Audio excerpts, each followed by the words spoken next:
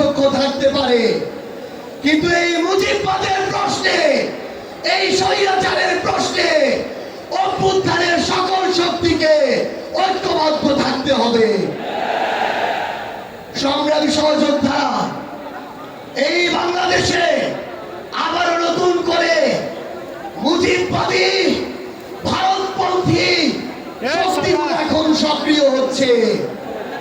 আমাদের মধ্যে মত পার্থক্য থাকতে পারে, কিন্তু এই বাংলাদেশে বাংলাদেশপন্থী ব্যতীত কোন দেশপন্থী, কোন বাদপন্থী, কোন শক্তির আর জায়গা হবে না।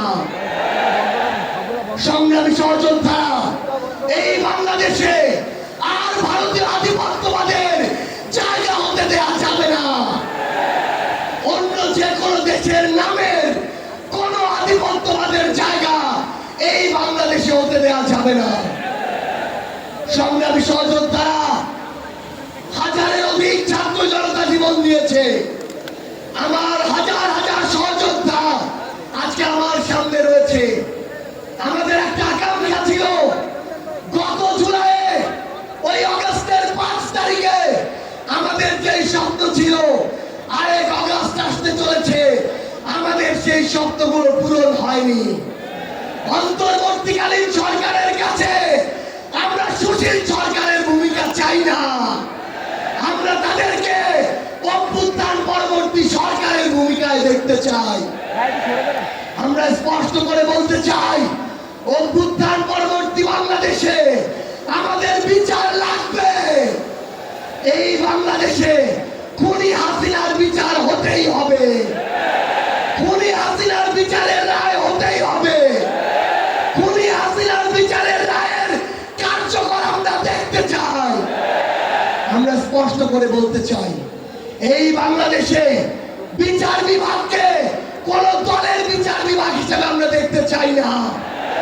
আইন শৃঙ্খলা রক্ষাকারী বাহিনীকে ক্ষমতার তোষামত করা বাহিনী হিসাবে আমরা দেখতে চাই না।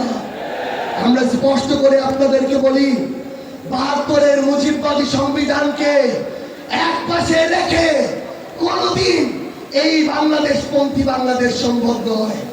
আমাদের নতুন সংবিধান লাগবে, আমাদের গণপরিষদ নির্বাচন লাগবে, আমাদের নারীদের অধিকার আমাদের নিশ্চিত করতে হবে, আমাদের সংখ্যালঘু ভাই বোনদের অধিকার আমাদের নিশ্চিত করতে হবে। আমরা 1947 সালের উপনিবেশ বিরোধী যে আকাঙ্ক্ষা, 71-এর স্বাধীনতার যে আকাঙ্ক্ষা, 24-এর মুক্তির যে আকাঙ্ক্ষা, সেই আকাঙ্ক্ষাকে ধারণ করে ঐক্যবদ্ধভাবে আমাদের আগামীর বাংলাদেশ গড়তে হবে। আমরা স্পষ্ট করে সর্বশেষ একটি কথা বলে যাই, ফ্যাসিস্ট বিরোধী 24-এর শক্তি আমাদের ঐক্যবদ্ধ থাকতে হবে।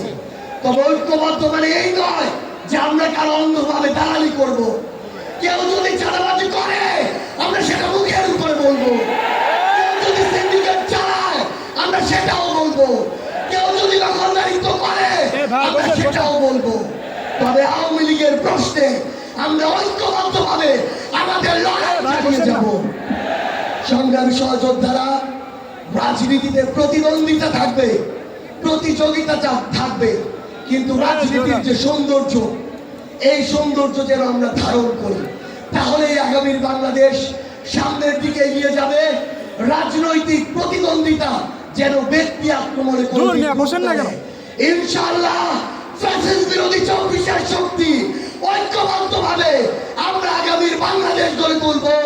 আপনাদের সাথে আমাদের আবারও দেখা হবে লড়াইয়ের রাজপথে অথবা বিজয়ে।